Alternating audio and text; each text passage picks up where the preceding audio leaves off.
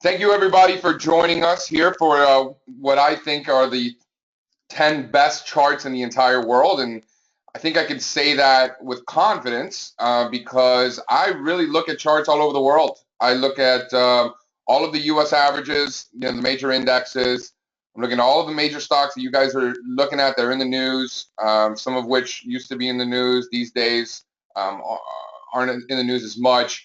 I'm looking at all the global indexes, not just here in the United States, but we're fortunate that we live in almost 2016 now, and we have the advantage that we can take advantage of opportunities outside of the United States in a much easier, much more liquid fashion than you could have, say, 15 years ago, 20, 30, 40 years ago. So we live in an age that we need to look outside of our own boundaries. There are just way too many opportunities outside of the United States to just simply ignore it. How many people do you know say, oh, I only trade U.S. equities? Why? There's a huge market in commodities, currencies, global indexes. There's a lot of things out there, and specific pairs as well, where you're long one, short the other, that I think we could take advantage of heading into 2016. So, guys, I'm gonna try to keep this brief. I don't want to, you guys that know me know that I could do this all day. I could go on and on and on and on about random charts, but I'm going to try to keep it simple, stupid. You guys that know me know that that's my approach. I don't think that we need to overcomplicate things for any reason. So here's the format. Here's what we're going to do. I have 10 charts that I think are the best ones in the world. But like in a lot of cases, one chart doesn't tell the entire story. So while I'll say that this is the 10 best charts in the world, this is number 3, there might be a couple of other charts along with that that might help explain that, might help tell that story better. And in some cases, how we could take advantage of that particular chart. And we'll get into that in a minute. I'm going to try to leave as much as possible at the end for question and ask, for Q&A, and for chart requests. I know you guys, you guys want me to pull up some charts that, I might not have on my list that you guys are interested in. I could probably think of a few off the top of my head, knowing my audience, but, we'll try to leave as much time as possible for that. And, like I said, thank you for coming. We're really excited. This is a big day for us. All-Star Charts is going to turn 5 years old now in March. So, time flies. What started off as a humble, small little blog just so that, I can share ideas, has turned into a lot more. I run my own company now. I've gotten opportunities to speak at, financial conferences all over the country, every major television network, and I've gotten some incredible opportunities that really started from All-Star Charts, and that's because of you guys, the readers. So I really want to thank you for that. And I think you can hear in my voice how excited I am to make some moves. So let's rock and roll. Let's get this going. All right. So this is for my attorneys. You guys already know this. This is not any sort of solicitation. These aren't recommendations. This isn't any advice that we're giving here in terms of what you should be doing. This is strictly for educational purposes or entertainment purposes in some cases. I know I'm entertained by this stuff. I love it. Fortunately, I get to do this as a job. But between you and me, I do it for free. So before you run out and you buy anything, or you short anything, whatever you do, make sure that you've understood and you've defined what your goals are. You've defined what risk you're willing to take. You've gone to your financial advisor. You've checked with him. You checked with your accountant, and you've made sure that these are the right things for you to do. So I know you guys know that, but my attorneys, they get happy when I say things like this. So like I said, this is only for entertainment purposes alone. So let's rock and roll, guys. This is chart number 1. I think that this really tells a major story. You guys know that I'm a top-down guy. I look at the world from a bird's eye view, and then I work my way down. So one thing that we really want to look at going into 2016 is the fact that the U.S. stock market, as bad and boring as it might be, or has been this year, it's the best we got. And I think that the real story here is really in the S&P 500 versus emerging markets. I think that's the chart that really tells that story. So as you guys can see, we have a major basing pattern here, just a major bottom that started developing in 2006, and it really wasn't until last year that we were able to break to the upside of this base. And I learned long ago, early in my career, from my predecessors, that the bigger the base, the higher in space. And sure, it's a fancy little rhyme and everything like that, but if I can tell you how many times I've seen these monster bases, and I've seen the resolution out of what happens when these bases are complete, you're seeing monster moves. And obviously, you've seen what's happened in the United States versus emerging markets really since that breakout last summer, or early last year in the retest last summer. And I think that that keeps going. The trend is your friend. I'm still not seeing any evidence out there that emerging markets are going to start to outperform the United States. You guys that know me know that I update this chart for all of our members on a weekly basis. So if things start to change, you guys are going to be the first ones to know. I'll get into later on our premium membership and what that comes with, but I can promise you that updates on this chart and all of these, for that matter, are going to be a part of that. So right now, the way this looks, it looks like the United States is going to continue to outperform emerging markets. I don't see any evidence at all of that changing. We're looking at basically those 2004 highs, looking at a ratio of SPY to EEM getting close to 7. And I think this is a major trend that we can't ignore. So within this is chart number 2 of what I think are the 10 best charts in the world. And this is really why I had a big problem with the S&P 500 going into the year as far as the averages are concerned. This is just math, and the market respects these levels. We're talking about the 161.8% extension of the major correction from the end of 2007 to early 2009. If you're not respecting these levels, I'm not sure what you're doing here in the first place. The market cares, so we have to as well. Coming into this year, we were quickly approaching that level, that 161.8 extension. This is the S&P 500 index, and we're quickly approaching that, and we kissed it in May and then rolled over hard. I don't think that that's a coincidence. I think there's a lot more going on other than just a fancy Fibonacci extension number. But that alone would have kept you from being aggressively long, going into the spring. And then this is a shorter term chart of the S&P 500, and I have a major problem with this. You guys know, and I've been talking about this for almost 2 months now. On October the 23rd was the day that the S&P 500 got above a flat 200 period moving average. I'm using a 200-day, in this case we're looking at a daily chart, a 200-day simple moving average. And when price is near a flat smoothing mechanism, this one in particular, the market is screaming at us that there is no trend. The market is not in an uptrend, it's not in a downtrend, it's in a sideways frustrating range. So if you're looking to buy the S&P 500, or forget the fact that it's the S&P 500, this could be anything. This could be Apple, this could be yen, this could be crude oil, it doesn't matter what it is. When price is near a flat 200-day, you're begging for a headache. You're begging for it. I'm telling you, I learned this one the hard way. If you literally just don't listen to anything else I say, the entire conference call that we're going to be on here, if the only thing you take out of this is that you stay away when price is near a flat 200-day, you're coming out on top. I promise you.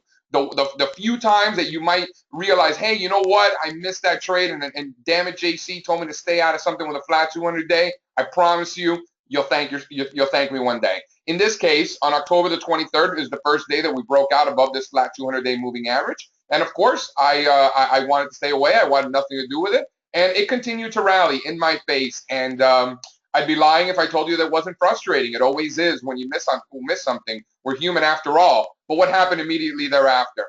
The S&P 500 got absolutely destroyed. I went from about 2120 down to 2020, lost 100 points. And then that's when, you thank yourself. You know what? We had a flat 200-day moving average. There was no reason to be in it, and this is why.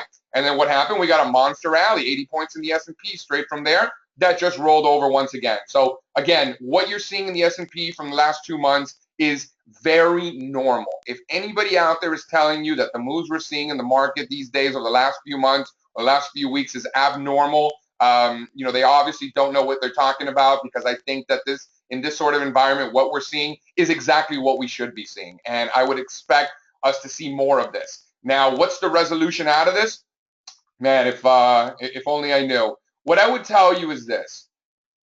I would expect whipsaws during this time of the year, heading into an illiquid December. The big boys are they're on vacation. They're not making big bets. The junior guys on the desk, their hands are tied. They're not allowed to do much. So you have a a less liquid market than you normally have, and that causes whipsaws. So if we get a breakdown below the lower of these two converging trend lines, I'd be willing to bet that it probably bounces back and gets back above that. If we break out above it, I'd be willing to bet that it rolls over again and that breakout doesn't hold.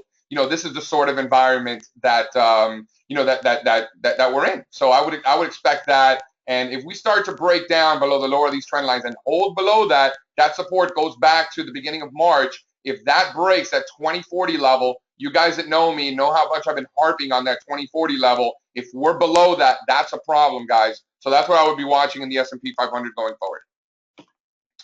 And then here's what's happening underneath the surface. This is the percentage of stocks that are above their 200-day simple moving average. So if you got price above a 200-day moving average, it's probably not in a downtrend, right? So I think that this is a pretty good gauge of how many stocks in a particular universe or in a particular group of names or in an index are in quote unquote uptrends. And as you can see in the plot below is the S&P 500, right? And the plot above is the percentage of stocks above their 200-day. And as the market made new highs into 2014 and 2015, fewer and fewer names were in uptrends. You had fewer and fewer stocks that were making new highs. If you pull up a chart of the list of new 52-week highs, it looks exactly the same, just kind of been rolling over the last couple of years as the market has continued higher with a handful of names. And I think that that's a problem. That's bad breath. The market needs an Altoid, right? So that's what we're seeing. So I think that going forward, heading into 2016, what do we want to see? Not just the S&P 500 making new highs, that would be great, but we want to see is an expansion of participation. We need to see breadth improve. Not only are we not seeing that, we're actually seeing breadth deteriorate and continue to get worse. That's not the recipe that you want for an uptrend. So let's rewind for a second on the S&P 500. We hit a major Fibonacci extension, in May and rolled over after that. Price is currently near a flat 200-day moving average, which at best means that we're not in any trend at all. And the internals of the market continue to deteriorate, and we have fewer and fewer participation as the market continues to make new highs, or at least did into the spring. So that's a problem, and we want to see expansion of that breadth along with new highs at the beginning of the year. Where we sit right now, I think that's the lower probability outcome. I don't think we get that expansion and participation. I don't think we get new highs, and I would approach the end of the year in the stock market from a neutral perspective. And that could change coming into January. You guys that are members of allstarcharts.com, you'll be the first ones to know if and when things do change. So as we move along, this is chart number 3 of what I think are the best 10 charts in the world, and this is the Nasdaq Composite. And the way I look at it, we look all over the world for the best risk-reward opportunities, right? It's not about being right, it's about making money, right? So what we're looking for is opportunities where we have a very well-defined amount of risk and an amount of upside that can justify the risk that we're taking. I particularly like situations where for every dollar I'm risking, I'd like to make $5. I think anything less than that is just not worth the aggravation. I think you need at least a 5-to-1 risk reward or reward to risk in order to get involved in something. That's me personally. I know people that only want 8-to-1 or 10-to-1. And I know people that are just flip a coin and either they're right or they're wrong. And I don't think that makes much sense. In this case, we're looking all over the world, and it's taken the Nasdaq Composite over 15 years to get back to where it originally crashed in 2000. 15 years to get up here, guys. And we look all over the world at all the commodities, all the currencies, all the country indexes, all over the place, all the U.S. stocks in our universe. And is this the one we got to ask ourselves on a Monday morning when we allocate capital? Is this the one we want to buy? Do we want to be buying the Nasdaq Composite right here, right now, after it took 15 years for it to retest that for the first time? This is where you want to be putting new money to work? I would argue that no, it probably doesn't make much sense to put new money to work here. From a simple risk-reward scenario, it's just not in favor of the bulls. That's how I see it. Now, going into the first quarter, if we start to get above that level, the 2000 highs, and start holding above the highs from earlier this year, and breadth improves and things like that, I think that would be tremendous. But the market needs to prove that to us, right? from the weight of the evidence, and we take a weight of the evidence approach. It's not like there's one indicator or one holy grail that's always going to tell you when to buy or when to sell. It doesn't work that way, guys. We take a weight of the evidence sort of approach, and right now, based on the weight of the evidence, simply with what we've discussed so far in the last 15 minutes, the weight of the evidence suggests that right now is not the time to be getting aggressive and putting new money to work in the U.S. stock market as a group. I think we can all agree on that, and if you don't, feel free to comment, and we can address that at the end. So I know you guys were all going to ask me about Apple, and I was deliberating with whether or not to add that to the list. It doesn't make my top 10 list, but I do think it's a good supplement to the Nasdaq Composite chart that we just looked at, because Apple is a major component, particularly the Nasdaq 100. And for those of you guys wondering, the Nasdaq 100 looks exactly like the Nasdaq Composite, first approaching those 2000 highs for the first time in 15 years. So the charts look exactly the same. And Apple is obviously a major component of the Nasdaq 100. So first of all, let's just rewind a little bit. Look at the peak in 2012, right? And then look at the bottom in the first quarter of 2013. Well, if you take the 161 extension of that entire correction, which was the last correction we saw in Apple, takes us to 129 bucks. That's where we stopped going up in the first quarter this year. That was our target coming into the year. I've been very adamant. You guys that have been following and reading and hearing me on the radio, I even spoke about it on Bloomberg. All of these things were telling us to get out of the way in March, and we stayed out. And, you know, I get asked about Apple more than any stock in the world for a lot of reasons. It's America's favorite company, biggest company in the world. They make cool products, et cetera, et cetera. A lot of you guys are probably watching or listening to this on an Apple device. I wouldn't be surprised by that, but we're not here trading companies. We're here trading stocks. And when something achieves our upside objectives, we get the hell out of the way. That's discipline. So now short term, what are we going to do with Apple, right? I think it's important to drive down even more, right? That top-down approach. Look at a weekly time frame and then break it down to a daily time frame. Here's what I see, guys. I see prices currently below all of that overhead supply. All of that churning that took place from February through July and then broke down, those are the bag holders. Those are the please just get me back to break even crowd that is just dying to sell their stock back to you if they could just break even. I promise never to make one more bad trade ever again if I can only get back to break even. That sort of mentality is waiting above head. Do you want to be the demand that's going to meet that supply, or do you just want to sit back and watch and let them figure it out for themselves? I'm in the camp that we let them figure it out for themselves and we stay the hell out of the way. I would continue to fade any strength into 123. This was support all through the first and second quarters, also turned into resistance in November. Not a surprise. Guys, that's what we call polarity. Former support turns into resistance. That's precisely what took place in November, and we rolled over. This is very normal.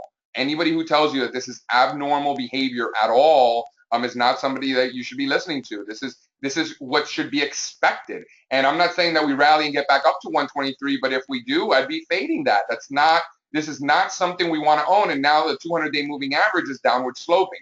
We don't use the smoothing mechanisms necessarily for support and resistance because they're an invisible line, right? There's no supply and demand history at these smoothing mechanisms. It's just an invisible line. It's mostly we use that for trend recognition. And in this case, it's starting to slope downwards for the first time in a while. Not a good thing. I think that the path of least resistance in Apple is lower. So again, taking the weight of the evidence for how we approach the U.S. stock market, looking at the Nasdaq Composite, looking at the S&P, and now looking at the biggest company, the biggest component, and we don't like it either. Not good. And then one more chart, kind of just to supplement all that. I try to be as optimistic as possible, right? I'm in America. There's great things happening, and I get it. In the news, all you hear is bad things in the news, but that's what sells. They don't tell you the good things because that's not sexy. That's not going to increase ratings. But here, we like good news. We like bad news. We don't care what it is. And in this case, I think we have potential. This is the S&P 500 technology index relative to the S&P 500. So in other words, tech relative to the overall market. And what I see here is a monster base taking place since 2002 bottom. Monster base. You're looking at a 13-year base here. I think that if we can break out above this base, call it 0.22 for argument's sake, the late 2012 highs, if we can get above that, man, I got to tell you, that would be extremely, extremely constructive. So I would, if you have any interest on participating in the stock market on the long side, this is one that I would keep close by. For the tickers, by the way, it's XLK divided by SPY for you guys taking notes at home. And then here's a closer look. This gives you a longer term look. This gives you a closer look. And, those are the 2012 highs. We want to get above that. We found good support in 2013. That was former resistance and support about eight years ago. And that worked out well. If we can get a breakout above those 2012 highs, guys, I think that would be extremely constructive. All right, so here's chart number 4. This is the S&P 500 financials relative to the S&P 500. So in other words, this is financials compared to the overall market. And, I bring up these two sectors in particular because they're the two most important sectors, right? Financials and technology, weighting-wise, are the biggest in the market. So they're very, very important for us. Energy has a big weighting as well, but that's a disaster. So we know we can't count on those guys. S&P financials and S&P technology, if those guys break out, particularly on a relative basis, the market has a chance to expand its participation and go on and make new highs. But I think we're going to need both of these sectors in order to do so. In this chart, we're seeing what the S&P 500 on a relative basis looks like since the beginning of 2009, and it's just been dead money. It looks like a chart of Citigroup. It looks terrible. We need to see a breakout out of this consolidation. And looking at it more short term, we have a very clear level. We've got the highs from earlier this year. We have a very well-defined channel. We have a downtrend line from the late 2009 highs. If we start to get above that, like I said, I think that would be extremely constructive for the overall market. And if we start to break down below that, I would take that as a cue that things are getting worse, not better. So this is one of the top 10 most important charts, or the best charts in the world as far as I'm concerned, and one that we continue need to watch. All right, so gold. Speaking of things you guys are going to ask me about, figured I'd throw it out there, and I do think it's one of the best charts in the world. I've had a target between 900 and 1,000 for a while, and I've been very consistent with that target. You guys that know me know that. It's very simple. Back in 2009, 2008, 2009, look at that churning that took place there, and we had, you guys can see this. Look at all of the churning that took place right here. See that? Once we broke out above that, that's when we got the last leg higher. That was a major leg higher. That form of resistance, in my opinion, should be enough support to hold this. In addition, from the entire bottom in 1999 to the highs in 2011, the 61.8% retracement of that entire move takes us to about $900. So 900 to 1,000, that's where I think we're going in gold. That's where I've thought for the last several years, and that has not changed. And this is a short-term look at chart. So a short-term look at gold, excuse me. I know a lot of you guys are a little bit more short-term traders. Looking at a chart that goes back 20 years does not serve much of a purpose for some of you. But even if it doesn't, from a trading perspective, I think it's important to understand and put things into context of where gold has been historically in order for you to get a better idea of where it's going. So that's where the top-down analysis really comes in. I think gold's a good example of that because I hate gold. I think it goes a lot lower. But tactically, is this where we're going to be shorting gold? Towards the lower end of this falling wedge? Is this where we want to be short gold? I would say yes and no. Yes, we want to be short gold overall. We think it goes lower. And yes, we want to be short gold if we're below the August lows. So these are the August lows right here. That former support that broke, we're now retesting that level over the last week or so. If we stay below those levels, if we stay below the highs from the last week, I think we can be short. The problem is if prices start to get back above the highs from last week, and get back above the lows from August, we can get a squeeze. And you don't want to be caught in a squeeze if you're short gold. So to me, from a tactical perspective, what do we do with gold? I think it stays short if we're below the highs from the last week. If we're above it, I don't see any reason at all to be short. I hope that you guys agree with that sort of mentality from a top down, bigger picture, we hate it. Short term, we have very well-defined levels. I think from a discipline sort of perspective, I think it's important to recognize both. All right, so here's chart number 6. This is one of my favorite charts in the world, guys. I love this so much.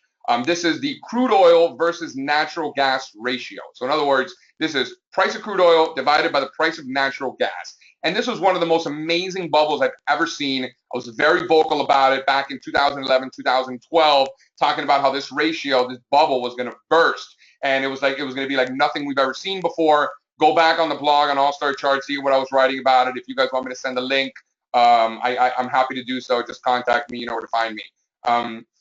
It wound up peaking at 54 to 1 in terms of, the price of crude oil relative to the price of natural gas. And the historic average in this ratio is 10 to 1. And once that bubble popped, it really started to crash hard. And I don't think we're done yet. And the historic average is 10 to 1. But guys, remember, we're in a reversion beyond the mean business, not necessarily a reversion to the mean. So more often than not, we're going to exceed that mean. So I would venture to guess that this ratio probably won't bottom out anywhere above 7 or 8 to 1. And right here, we're sitting at 18 to 1. I think we have a long way to go. So for you guys looking for a pair trade, this is for every dollar you are long crude oil, you are, for every dollar you are long natural gas, you are short $1 of crude oil. So as the ratio goes up, crude oil is outperforming that gas. As the ratio goes down, natural gas is outperforming crude oil. So I think this is one of the most powerful trends in the world, and I want to be on the side of the underlying trend, particularly something that's powerful, and we want to be taking advantage of a further decline in this ratio. In other words, natural gas continuing to outperform crude oil. So then here's crude oil itself. There's a supplement to that chart, and I think that this is really interesting because from an absolute perspective, put natural gas aside for a minute, from an absolute perspective, the high 30s, $40 was resistance for a long time. I mean, look, in 1980, the top in oil was $39.50. 10 years later, oil topped again, a little bit over $40. 10 years after that, crude oil topped again at 37 and change. And a few years later, after another decline, crude oil topped again at 37.83, and then eventually broke out and went to 150 bucks or so. All of that former resistance, right, in my opinion, should serve as some sort of support. It obviously did at the end of 2008, early 2009, and I think it will again. So the way we want to look at crude oil on its own, I don't think it makes much sense to initiate short positions here. I would be looking for opportunities to get long crude oil. And the line in the sand in crude oil is, in my opinion, about 37 bucks. If we are below 37, I don't see any reason to be long. The best case scenario, in my opinion, that can happen is we get a sharp sell-off, break the 2008, 2009 lows, and then get a big reversal back up, back above 37, and that's your entry point. You stay long only above 37. I'm not saying that's going to happen, but a lot of times if you draw it up in your head as to what you want to see in order to get long, sometimes, believe it or not, the market actually does that. So 37 and change is the line in the sand for crude oil. Natural gas, a similar situation, just another crash. We hit $1.90 back in 2012. Sorry, this was the more recent low, and then 2009, bottomed out at $1.92. So these sort of levels that have held a few times are interesting. I think the level we want to watch is $1.90. I don't see any reason to be long if we are below $1.90. $1.90 is the level. If we're below $1.90, I see no reason to be long that gas. If we are above it, I think we can own it. So here's chart number 7. These are cocoa futures. I think that this is due for a big breakout. I don't see a lot of people talking about it. I know that the noisemakers were talking about how Ebola had something to do with this last year, something like that. I mean, they're getting creative these days, cocoa and Ebola, huh? So the way I look at it here, I'm looking at about 3,400 in cocoa. These were the highs last year and the highs a couple of times this year, and we keep bumping up our head against it. What I like is the higher lows that we've seen over the last couple of years. That's great. The more times the level is tested, the higher the likelihood that it breaks. This $3,400 level in cocoa is a big one. I would want to own it only if we're above 3,400. Don't be surprised, especially now at the end of the year, if we get maybe one more sell-off and then we get a breakout in January. Something like that would not surprise me at all. But 3,400 is our level. We only want to be long if we're above that. And I think that we're going to get a 10-12% rally up towards 3,700, 3,800, 3,850. 3,800, 3,850. That's the target. Those are the 2011 highs, and it also represents the 161.8% Fibonacci extension of this recent correction from the end of last year. So multiple signals telling us that we want to be taking profits above 3,800. and only want to be long above 3,400. So the line in the sand is very well drawn. As you guys can tell, there's a theme here, right? Are you noticing that, in every chart, whether we want to get long or we want to get short, we have a very well-defined level. We have a line in the sand where we know we're wrong. That's what it's all about. It's not about being right. It's about making money. And in order to make money, you got to keep it. So you got to be disciplined when it comes to risk management levels. So here's Ireland. Guys, I got to tell you, I really like Ireland. Here we're looking at an illiquid ETF. This is the Ireland Index ETF, EIRL, Edward, Ingrid, Ralph, Larry. And it's not very liquid, so I don't suggest going out there and putting on any major positions. But I think from an analysis point of view, I think it really tells a great story. You guys know me. I look at every country around the world. I look at all the ETFs, all the indexes. And guess what, guys? None of them look like this. Belgium is probably the closest one, but nothing else. Nothing out in Europe. Germany, and these are all dollar denominated, by the way, so just keep that in mind. But none of them look like Ireland does, except maybe Belgium, and Ireland looks that much better. We keep bumping up our heads against this level, call it 41 bucks. I think we're going to get a major breakout. I really do. You want to own this above 41, but remember, this is not a very liquid ETF, so I don't recommend getting too crazy with this. Look at the holdings, look at the components of what's in here, look at what's publicly traded, look at where you're able to trade. ICLR is an interesting component. It's very liquid. It's a big company, and I think that it's definitely an outperformer. And if Ireland breaks out and does something special, I think ICLR can definitely participate. So you want to look at that ticker symbol and look at the entire holdings of the MSCI Ireland Index, and you can get some ideas like that. I've been able to generate some of my best trades in my career by looking at a particular index or a subsector index, and then if I like it, and then looking at the components and figuring out what the best one is and putting that trade on. And I think that with something like this, we could see something similar. All right, guys. So here's the dollar index. This is chart number 9. It's very simple. The top in 2009, there was back in 08, back in 09. If you guys recall, there was such a strong negative correlation between the U.S. dollar and the U.S. stock market. Very negative, like literally negative 0.99. It was the safe haven of safe havens. If the market went up, dollar got slaughtered. Market goes down, dollar rips. That's what it was in 08 and early 09. For the most part in 09 too. And notice, this is what I love. This is one of my favorite failed breakouts of all time. Look how in March of 2009, the U.S. dollar index slightly exceeded the previous highs from the fourth quarter and then crashed, right? That failed breakout, was epic. From failed moves come fast moves in the opposite direction. And for you guys that recall, the S&P 500 did the exact same thing, but the opposite. In the first quarter of 2009, the S&P 500 made new lows below the fourth quarter lows, and then came back and then ripped, and the rest of they say is history. The U.S. dollar did the exact same opposite, the exact opposite. So if you take that entire move from 2009 down to 2011, and you take the 161.8% extension of that, those are the March highs, guys. Those are the March highs to the penny. And we've done nothing since. So, you got a lot of people talking about the strong dollar this, strong dollar that.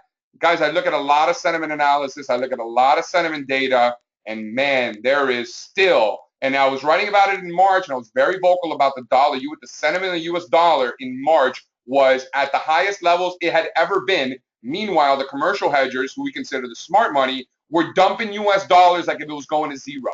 Remember that the commercial hedgers have to report that to the CFTC, and all that is public information. And the smart money was dumping this stuff in November.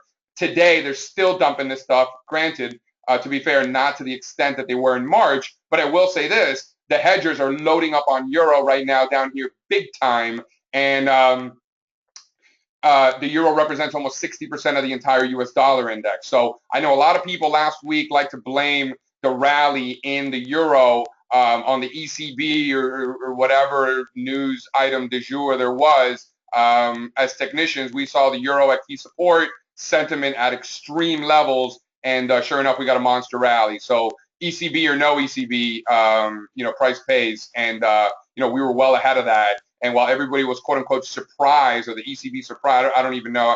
I try not to read that stuff, but I know there were a lot of quote unquote surprises. The people that were surprised must have not been looking at sentiment data or key price levels. So within the U.S. dollar index, I think the yen is a big one, guys, and I've been talking about this, really since the summer. What bothers me is that, let's go back to 2007 and look at this 122 level on the dollar yen, right? So when this chart is going down, okay, the dollar is outperforming yen. Yen is outperforming dollar, and when this chart is going up, dollar is outperforming yen. So as you can see, from 2007 to 2011, you had a major decline, and that peak in dollar yen came simultaneously with a peak in all of the major averages: S&P 500, Russell 2000, Nasdaq, transports. All of them peaked at the exact same time. Mid caps, all of them peaked at the exact same time as the dollar yen. And look at that failed breakout in 2007. From failed moves come fast moves in the opposite direction, right? Well, we have an eerily similar sort of situation this summer where we had that failed breakout from that exact same level. And that really annoys me, guys. So going forward, when you see equities, particularly U.S. equities and even global equities for that matter, selling off, that the safe haven where they run to the fastest is into yen, right? So when the markets are quote unquote in panic, right, and you're getting sell-offs, the yen is the one that's getting bid the most. That's where they're going. So I would venture to say, if prices roll over and stay below 122 in dollar yen, and we start seeing dollar yen selling off, I would argue, I would be very confident, sit here today and tell you that the reason for that is because money is coming out of the equities market, particularly here in the United States. So I would watch that $122 level very, very closely. If dollar yen fails to stay above that level, I think it's a problem, guys. I really, really do. Here's a closer look at the dollar yen on the new highs that they put in this summer. We had a bearish momentum divergence. Down there, I'm looking at a 14-week relative strength index. Cool kids call it RSI. And we had, look at that May high. You had a lower high in momentum as prices put in new highs. You have a very clean uptrend line from the 2012 lows. Man, if we stay below that uptrend line, guys, that's a problem. I'm telling you right now, it's a problem. Anybody who's bullish the stock market or has any sort of risk-on scenario, to take advantage of in their portfolio, you want to see dollar yen above that uptrend line and above 122 specifically, above the highs from the last month or so. If it stays below that, it's not good, guys. And then here's another one, another interesting one, dollar Swissy. You guys if you remember coming into the year, Swiss francs had a monster rally. I mean, just overnight 18%. I think FXCM, one of those brokerage firms, got absolutely destroyed because they gave their customers so much margin. Portfolios were wiped out overnight. I mean, it was a complete disaster. So the market obviously has a lot of memory from those January highs before. So in this case, it's dollar Swissy. So in the case of the chart collapsing in January, that's Swissy rallying. So Swiss francs have declined ever since, obviously. And dollar Swissy got back above those January highs, but only for a hot second. We were up there for only a few days and then rolled over hard. I think that's a problem. Getting back to from failed moves come fast moves in the opposite direction, that's precisely what we're seeing here. So I would continue to fade any strength in dollar Swissy, particularly towards 102. I would only be short dollar Swissy, or long Swissy, if you will, if we are above the January lows, or in this case, if we are below the January highs in dollar Swissy. So I hope that wasn't too confusing. I think Swissy continues to do well relative to the dollar, and I would not be short this chart if we are above the January high. So I hope I was very clear. I know when the when the currencies and the denominator changes and everything like that, but the dollar Swissy futures are the opposite of this chart. Flip this chart upside down. All right, guys, and the final chart that we're looking at here is the yield curve. I know everybody's favorite topic these days is what the Fed's going to do and blah, blah, blah. Fortunately, we're technicians, so we don't care, what Janet Yellen has to say. I'm sure she's a nice lady. Some people say that I hate the Fed or that I don't like them. I don't have any beef with them at all. I think they're great. They're doing their job. It's not our problem to criticize the Fed. It's not our job. Our job is to make money in the market. We have to let the Fed do whatever they do. That's their job, not us. So for us, who get paid to make money in the market, not to make noise, we want to look at what's actually happening in the market, not rumors about what Janet Yellen may or may not have been thinking after breakfast. So what I'm looking at here is the U.S. 10-year yields, these U.S. Treasury bonds 10-year yields minus the U.S. Treasury 2-year yields, right? So theoretically, when times are good, the yield curve goes up, right? The farther out you go in U.S. Treasury bonds, the higher the yield, the more that you're going to get paid, right, for your patience, and that's the way it should be. The problem is that when the short end of the curve starts to rip and the long end of the curve doesn't go anywhere, that's where you start to get the yield curve narrowing, and that's precisely what's happening here. Short-term yields are ripping. 3-month yields, 6-month highs this week. 1-year yields, highest level since 2009. So interest rates on the short end have already been ripping, with or without the Fed. Remember, the Fed doesn't control interest rates. Supply and demand controls interest rates. The market participants control interest rates. The Fed follows what the market does. So anybody tells you otherwise hasn't looked at a chart of interest rates anytime recently. So understand the Fed has nothing to do with this. Supply and demand controls rates. The short end of the curve has been ripping. The long end of the curve hasn't gone anywhere. In fact, 30-year yields made new lows this year. So the level that I'm watching, I'll shut up now and stop my rant. The point is that this 1.2 level in 10s minus 2s was support in 08, was support again in 2012, and was support again earlier this year. Man, if that breaks, I think we're headed towards an inversion of the yield curve, which we haven't seen since 2007. And notice how that preceded a very handsome collapse in the U.S. stock market and recession and all that other good stuff. So I would watch the 1.2 level in 10 minus 2s. If that breaks, number one, I think we collapse and ultimately get an inversion in the yield curve. And number two, if we do break 1.2, we're going to throw a party in New York City, a yield inversion party. And we're just going to have, it's going to be open bar, cheap beer, cheap bourbon, kind of just an excuse to get everybody together and celebrate what I think will be an inversion of the yield curve. So stay tuned on that. And then looking at it a little bit more extreme, right? We're looking at 10s minus 2s before. Now we're looking at 30s minus 1s. In other words, instead of the 10-year yield minus the 2-year yield, this chart is the 30-year yield minus the 1-year yield. It's a little bit more extreme and, basically telling us the same story. We're looking at, in this case, the 2 and change level served as support in 08, 09. And again, earlier this year, I got to tell you, if we start breaking below 2s in 30s minus 1s, we got a problem. And I think that's going to be the trigger to get us towards inversion. And finally, this is the chart of the TLT. So, a lot of you guys are like, okay, JC, great, yield curve, party, recession, terrific, but what do we do? I think that if you're going to be buying U.S. Treasury bonds, you don't want to be buying the short end of the curve because interest rates are absolutely ripping. So I don't think you want to get in front of that train. I think if you got to be long bonds, you want to be long, the long end of the curve. And for a lot of you guys, at this point, I know my audience pretty well. A lot of you guys are equities only guys, not futures. TLT is the most liquid way to take advantage of this. I liked it down at 118 in early November. You guys that know me know pounding the table down there. But I wanted to be fading 123, and we got there pretty quickly. At this point, I would only be long if we're above the highs from the last couple of weeks. These highs here. This represents a very important level. Let's call it 123 and change. This represents a very, very important level because, as you guys noticed, at the end of last year, we broke out of this and it wound up getting back and turning into support at the end of the year, and then we rallied. Then came back in the first quarter and retested that 123 level successfully, and then rallied again, and then ultimately broke down.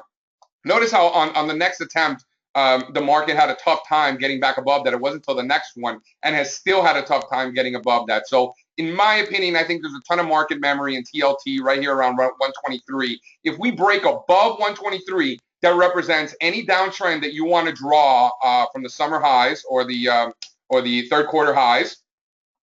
And it gives us a very clean risk reward level. We only want to be long above that. So for now, I would stay patient, putting new money to work in U.S. Treasury bonds, particularly TLT. And if we do get that breakout, I think we could be long only if we are above that. So the line in the sand is very clean. That's what we like, right? So guys, I'm going to open it up now to Q&A. If you guys have the questions tab, let me just confirm that it works. Let's see. Feel free. Yep. So the questions are working. Feel free to start putting in questions, and we're going to go over those in a second. While you guys do that, I want to go over what what we're launching today. I'm so excited. We got the new website up and running. It's been a lot of work. It's taken a lot of time, but I think we're there. And we have a new premium membership, guys. I want you to take advantage of it. This is something we've never done before. You're going to get a weekly multi-page letter, 3-4 pages on all the markets around the world. You guys that read the blog religiously know that I've been putting that out every week for the last month or so, and I've gotten great feedback, so thank you so much. We're also going to have a monthly conference call just like this. This is for members only. And then in the next conference call, I'm going to shut up a little bit more and let you guys really kind of, ask me what you want to talk about. And it's a team effort. We're all in this together. So in these monthly conference calls for members only, it's just us rapping about the markets. We're in this together, and I think it'll be awesome. Then I'm going to provide all of our members a quarterly chart book with over 300 charts annotated with comments, and this is going to be at the beginning of every quarter, and it's going to have a theme, right? So for us, it's a weight of the evidence. It's not just one indicator or one chart that tells us what to do. It's taking the entire thing and putting it all together, building that puzzle. So I will build that puzzle at the beginning of every quarter and provide that for you with both the results and the homework. We have a members-only forum. I know a lot of you guys like to communicate with each other and myself. I'm going to open this up to only members. So if you guys want to rap about some of the things that I'm writing about or ask me questions, I'm going to be on there as well. And again, for members only. And then you're always going to have access to me. This is something that I take pride in. If you guys are paying for a membership, I want to be available for you guys all the time. I'm really good at answering, getting back to questions and comments. So you're going to have 24 access to me via a direct messaging service. And then we're going to have a lot of new things that we're going to announce coming in 2016 that I'm super excited about. So before then, we have a special offer today.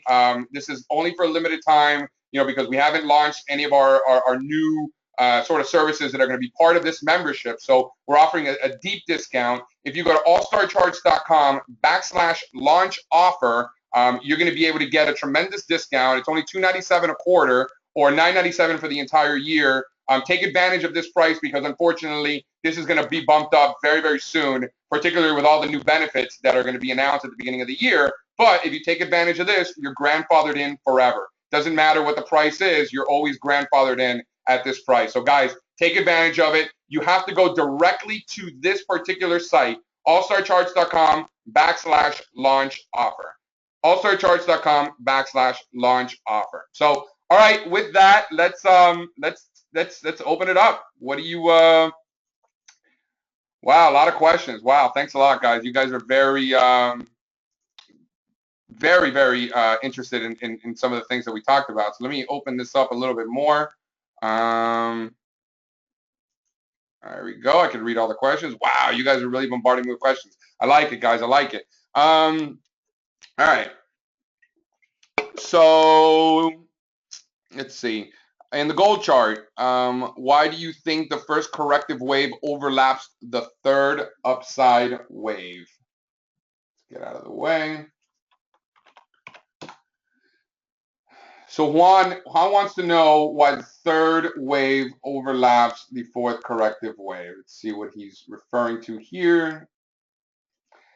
I'm not really sure what it is that you're referring to. The first corrective wave upside the third, I'm really not too sure what it is that you're referencing. If you have any specific questions about that, I'm not really sure what you're talking about. So feel free to email me directly and I'll make sure to answer you on. What do you invest in for an inverted yield curve? Natalie wants to know. I think I like bonds, but I like the long end of the bonds, right? So I think that, the short end, if you're going to be buying bonds, buying the short end with interest rates ripping on the short end, I think it's tough. I think you got to be in the long end, whether you're in 30-year futures or you are in the TLT, and I think I defined pretty well what levels in the TLT we want to be involved with, right? That 123 level. Below that, I don't see any reason to bother. And going into the end of the year, very illiquid stuff. I would be careful. I would more kind of use this time to approach to figure out what we're going to do at the beginning of the year and kind of organize a portfolio to take advantage of some big themes that we've discussed, rather than kind of trying to buy a breakout in the TLT. A lot of times in the next few weeks, you're going to see a lot of breakouts fail, a lot of breakdowns fail also. So that's how I look at it, Natalie. I hope I answered your question. All right, so you guys want to take a look at coffee. It's a great question, coffee, because I think that we're a very interesting level here. I got to tell you, let me get all this out of the way. I really do. Number one, if you take the 161 extension of this correction last year, see that?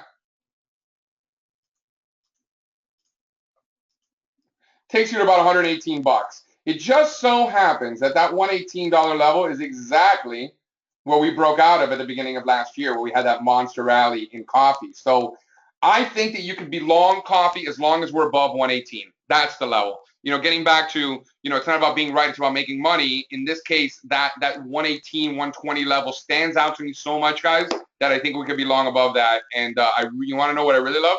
I love the momentum didn't get oversold on this last sell-off. Not only that, I'll tell you something else I love. When you see something in a downtrend, right? You see something in a downtrend, you want to see the correction within that downtrend go counter trend, right? In this case, we're seeing kind of a channel in the direction of the trend. What happens oftentimes, the resolution out of these is a reversal. If this was an upward trending channel, I would argue that we'll see another leg down. The fact that it's a downward trending channel, I would argue that we're probably going to head higher. So 118, that's low, guys. No reason to be long if we're below that. Worst emerging markets. Well, I don't know about the worst emerging markets, but I'll tell you this. I think the cleanest emerging market to short is Turkey. I've been pretty vocal about that. Are there worse emerging markets? 100%. But it's not so much about what's worse or what's better. It's more so what's the better risk reward, right? We're in here to make money, right? And if you're not, I'm not really sure why you're in the market. The only reason we're here is to make money. And the way I see Turkey is that this was support in 2011. It was support again in early 2014, and then that broke this summer. And we just retested that successfully and rolled over again. So I think that, and this also represents the 61.8% Fibonacci retracement of the entire 2008 to 2010 rally. So I think we're going to be short all day if we're below 41.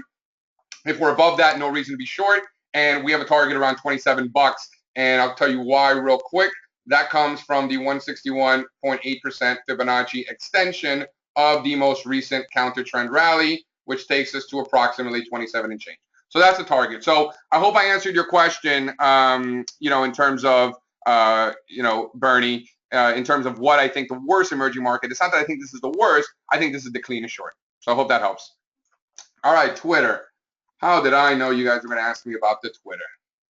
Oh, Twitter. What a train wreck this thing has been. So, I just think that this really, well, first of all, let's just go over what's happening here.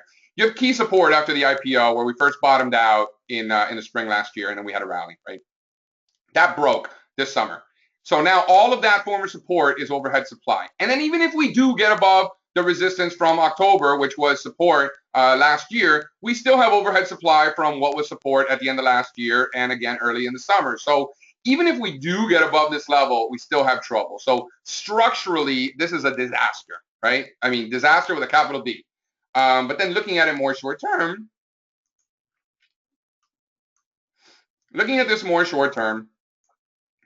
the reason I wanted to bring this up is because on this day right here, on July the 14th of 2015, is when all of the noisemakers, went rampant. Oh my God, they couldn't make enough noise about how their sources were talking about a buyout and, how their sources are better than the chart and this and that. And all I saw was that price was kind of near support below a downward sloping 200-day moving average. It didn't really say to buy. It didn't really say to short either. The shorting opportunity was when we broke that. but it didn't say to buy either. And as usual, the noisemakers were just there to make noise. And what supply and demand rules as always, and we broke down hard. So just looking at it short term, man, I think that if you're buying it down here, you're getting cute. I think you're getting real cute. Sure, can we get a rally up towards 31, 32? Sure, and that's a hell of a move. That's a hell of a move, guys. We're talking about 25% move right there. So do I think the risk reward is in favor of the bulls? Absolutely. Do I think that the probability does not favor the bulls? I would say the probability does not favor the bulls. But if you have to be long, I would use this. This is what I would use. This level right here. I would not be long if we are below 24 and a quarter, 24 and change. If we're above 24 and change, all right, you got me. I would be long only above that. And I see today was a good day. Shows that a lot of demand from those levels. So there's your level. I would only be long if we're above today's lows or yesterday's lows. That's your line in the sand. No reason to be long if we're below that. And from a price target point of view, I would totally be fading 31, 32 bucks. Absolutely, I would not want to be long. So from a risk reward perspective, although the probability is not great, the risk reward 100% favors the bulls right now in Twitter. I can't believe I'm saying that, but it's the truth. All right, guys. You guys wanted to see the IBB, right? The biotechs. Again, why am I not surprised? I know my audience, right? Listen, guys. This is a very simple story. We have prices below overhead supply. I mean, that's what we're working with here. All of this resistance that was here throughout the year, and we broke out in the summer. That failed. So that failed breakout was a major failed breakout. From failed moves come fast moves in the opposite direction, right?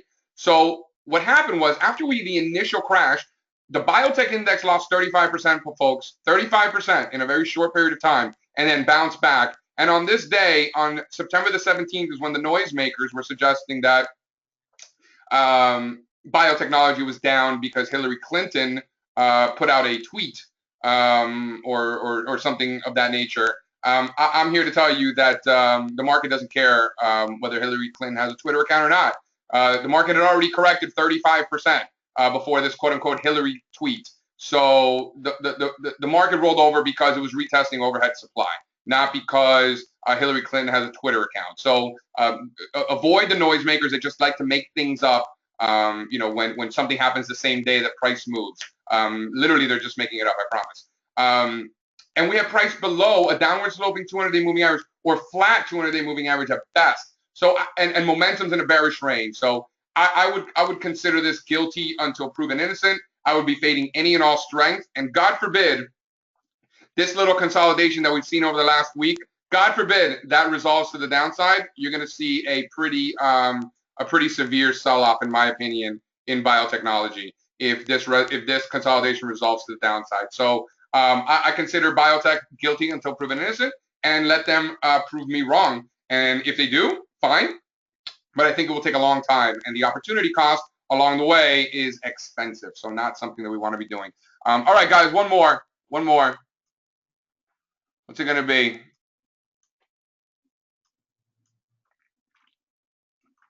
As far as the benefits to current members, so current members with the stuff that I'm doing with MarketBuy are able to choose what they want to get. So if you want to get a package which all sectors and subsectors, you're going to get that. If you want a package with all commodities and currencies, you're going to get that. If you want a package with all 30 Dow components, you're going to get that. So we have multiple packages for the custom research. This new product is very simple. It's what I laid out before. Where you're going to get a weekly letter that incorporates all asset classes, very similar to the stuff I've been putting out over the last month.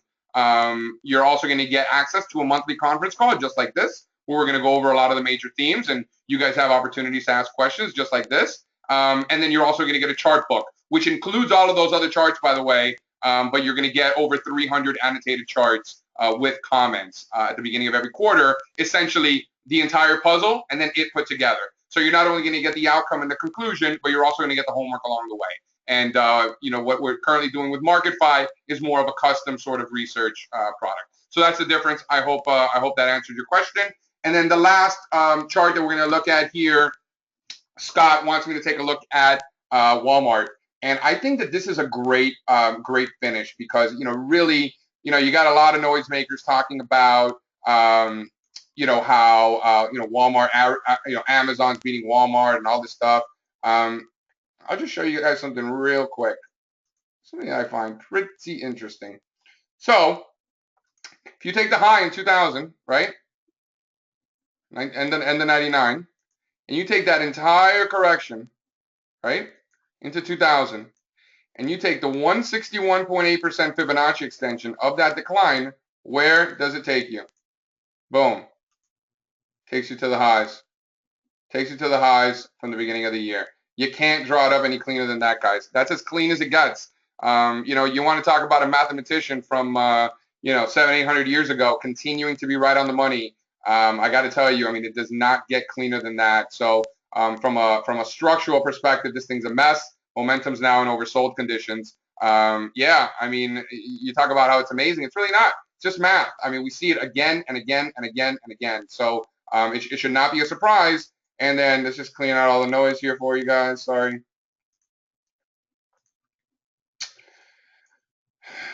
What are we seeing? We're seeing price below all of this support. Look at this. All of this support and broke down. Lower lows, lower highs the entire way. Price below downward sloping 200-day moving average. I mean, this is tough, guys. This is tough. And you got downtrend lines for days. I think you keep fading anything into these downtrend lines. I would venture to say that if we can get above these levels, I suppose it would confirm some sort of bullish divergence up here. But again, I think you're getting cute. I mean, this is one of the worst names in the Dow. Outside of maybe IBM and some of the energy components like Exxon and Chevron. But other than that, I mean, man, this is a disaster. This is the worst. This is the worst thing out there. Is this really the one you want to buy? You need to be shorting this up here. I mean, you want to talk about failed breakouts. Look at this. It doesn't get cleaner than, damn it. It doesn't get cleaner than this. Look at this. It doesn't get cleaner than this. It does not, guys. You hit that extension. You have look at this. You have a reversal. You have a very key reversal, an island reversal, some call that. I mean, from a short perspective, it doesn't get cleaner. I wish we had more opportunities like that. So, with that, guys, I really want to thank you again. You guys, this is everything you're going to get with our premium membership. Today's the first day. Take advantage of the offer, guys. It's not going to be around for a while. I know that they're changing it at some point this weekend. I'm not sure 100% of the day when. You guys will get an email. But I think it's a great package, and it's more of a, think about it like a club membership. We're in this together. So, we can rap about the markets once a month on these conference calls. You have direct access to me. You guys can communicate amongst each other in a members-only forum. You're going to get the weekly letter notifying you of any big major changes and any trends or perhaps any new trends that are emerging. You get the quarterly chart book with over 300 charts, monthly conference call just like this. You have access to me 24/7. I'm really good at getting back to you guys. And finally, we're gonna be announcing a lot of new things coming in 2016. We have a lot of things in the works. I'm not an IT guy. I'm the guy that looks at charts, but there's going to be a ton of new announcements once my IT guys get everything together and are able to publish that. But at this point, if you take advantage of these prices, you're grandfathered in no matter what changes are made. So with that, guys, thank you so much. Again, I'm JC Parets at allstarcharts.com. I really appreciate how many people attended this conference call. It was way more than we thought we were going to get. Again, thank you so much. I hope you know how much it really means to me. Have a good one.